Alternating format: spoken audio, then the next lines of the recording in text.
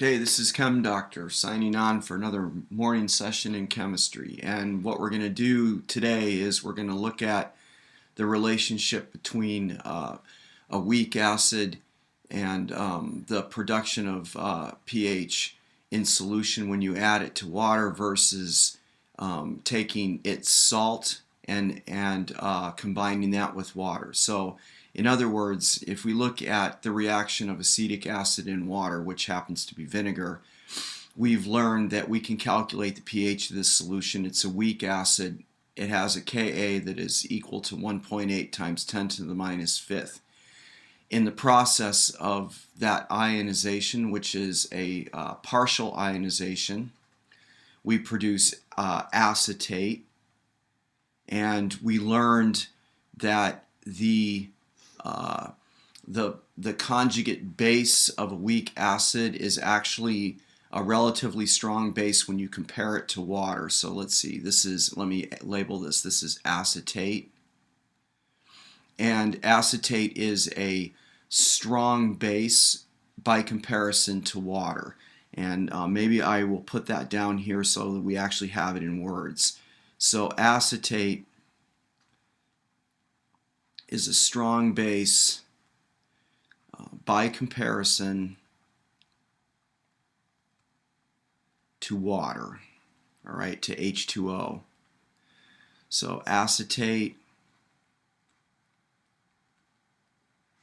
is a strong base by comparison to H2O. Now, I'm emphasizing that issue because if we compare the base strength of acetate to hydroxide, then hydroxide is a much stronger base, and there's no competition.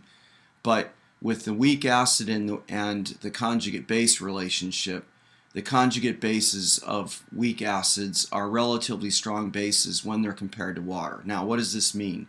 If I was to take a solution of, or if I was to go to the storeroom and get a bottle of sodium acetate, which comes as a white crystalline solid, and I was to mass out enough of that material to make, let's say, a 1 molar solution of acetate in water, then the consequences of that are that we're going to end up with a solution that is going to be slightly basic, because the acetate ion, when it reacts with water, will produce a conjugate acid, which in this case will be the actual weak acid, HC2H3O2, and hydroxide ion. All right, so if we add sodium acetate to water and we make a solution, what's going to be the pH? Well, we're going to need to know the equilibrium constant for this reaction, which is going to be a Kb, all right, which is the equilibrium constant for a weak base reaction. So how are we going to find the Kb given that we know what the Ka is? And so what I'm going to do to figure this out is we're going to take these two equilibrium reactions and we're going to sum them together as if this was a Hess's law problem. All right, and so I'm going to rewrite the two equations here. So we have, I'm going to change the order a little bit. So I'll take H2O and we'll do the weak acid equation first. So we'll have H2O plus the weak acid, the equilibrium bars, and then we're going to form the H3O plus acetate ion. All right, and this has its respective Ka, which I'll just indicate this way. And then underneath this, directly underneath it, we'll write the reaction for the acetate reaction, where we've taken some sodium acetate and we've dissolved it into water. And again, we're going to form the weak acid form. This is also a partial ionization and hydroxide, and there will be a Kb for this. Now, if we take and we add these two equations together, you can see what's going to happen. We're going to have things that are canceling out. So the weak acid is going to go, and the acetate's going to go. And now when we add this up, you can see we're going to end up with the auto-ionization of water. So there will be two H2Os on this side and then H3O plus. plus OH minus. And this has a KW, which we already know its value is 1 times 10 to the minus 14th. Now, if you remember back to the early chapters on equilibrium and how you treat equilibrium constants when you sum equations together, you'll remember that what you're supposed to do is multiply these. So from this little exercise, you can see what we're going to end up with here is a relationship between KW, Ka, and Kb. So the Kw is going to be equal to the product or the multiplication of Ka times Kb. So now we have a way, given either the weak base reaction or the weak acid reaction, if we know the Ka or the Kb, we can always find the other value for the opposite reaction. So let me go back quickly and just re-emphasize a couple things here. The first is that when you take the salt of a weak acid and you add it to water, you're going to get a weakly basic solution. So this is the same kind of weak base problem as the intro video that I produced where we reacted ammonia and water. All right, it's the same kind of thing where there's a Kb for the equilibrium reaction, and we're going to be solving for a concentration of hydroxide. So the conjugate bases of weak acids form weakly basic solutions and have Kb's. All right, so that's take-home message number 1. Now let's use this information to solve a problem. So if I run to the stockroom, I grab some sodium acetate, and I grab enough of it to make a 1 molar solution.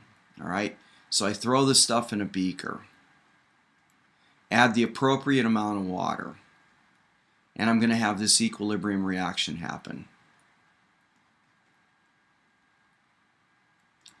All right, and the question is, what's the pH?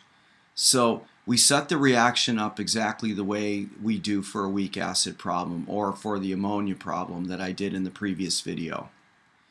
We're going to have a Kb for this, which is question mark. So let's go ahead and deal with that first. So using what we just learned, we've got the Kw at 1 times 10 to the minus 14th. And that's going to be equal to Ka times Kb. I'm going to plug in the value that we know for the Ka for acetic acid. So it's 1.8 times 10 to the minus 5th. And then we're solving for the Kb for this. All right? And what you should get is going to be a value that will be 5.56 times 10 to the minus 10th. Now, this is a small equilibrium constant. That shouldn't be any surprise because, like I said up here, this is going to form when we take and we dissolve the sodium acetate in water. The solution is going to only be weakly basic. It's weakly basic, and look at its equilibrium constant, 10 to the minus 10th. So this value is 5.56 times 10 to the minus 10th. So let's go ahead and calculate the pH now. We set up our ICE table, or as I call it in my classes, the box, which basically is the before and the after. Initially there's going to be 0 this and 0 that. Then we're going to have 1 molar minus X.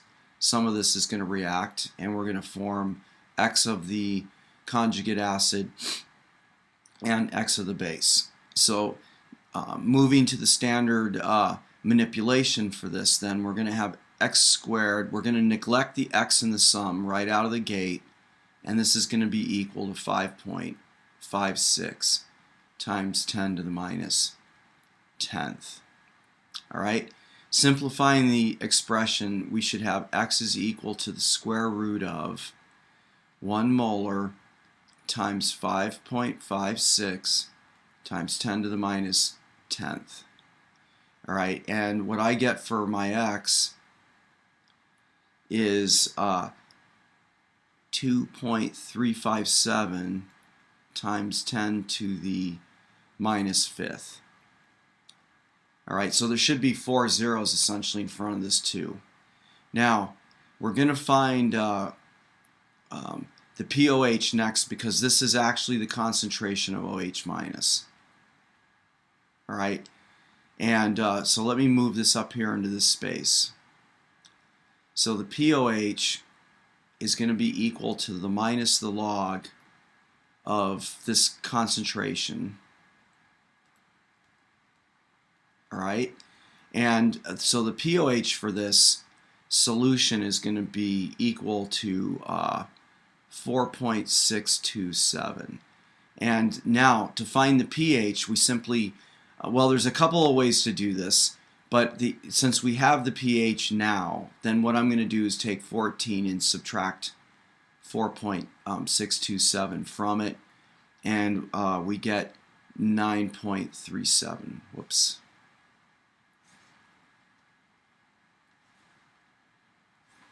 We get 9.37 for the pH. And let me emphasize that in red. All right, so that's what the pH of this solution is going to be in its weekly basic. All right, and with that, I'm going to go ahead and sign off.